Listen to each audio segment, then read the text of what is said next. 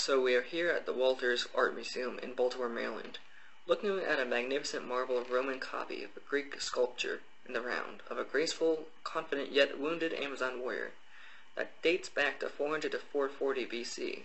This Roman marble sculpture in the round is approximately 5 foot 2 inches high, which attributes to the overarching motif of a realistic human form.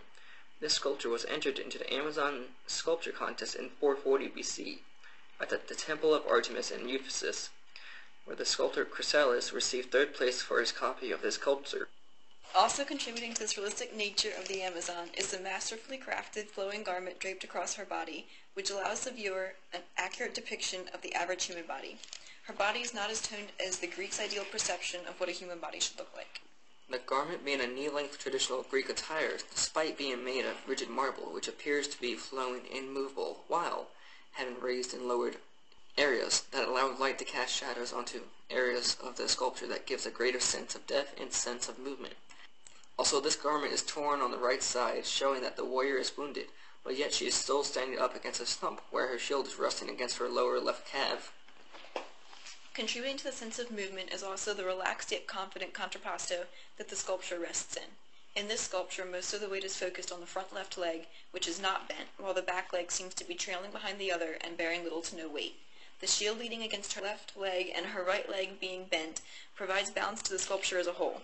The torso of the Amazon warrior is slightly curved in an S shape, giving her a relaxed appearance.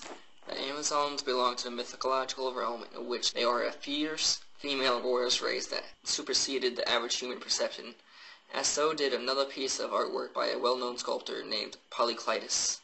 This piece of artwork is called the Doryphorus Spear Bearer, and in the sculpture we see a man whose muscles are accentuated in the abdomen, legs, and arms. This follows the Greek ideal of perfection of the human body.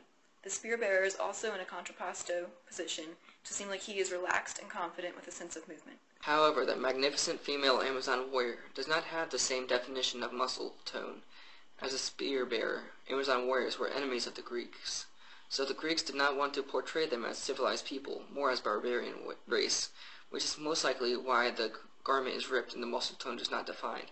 However, the Amazon warrior was likely modeled after the spear bearer based on the contrapposto positioning of the sculpture. The Romans who made the copy of the Amazon warrior most likely did so because they wanted to bring back art from the high classical period of Greece.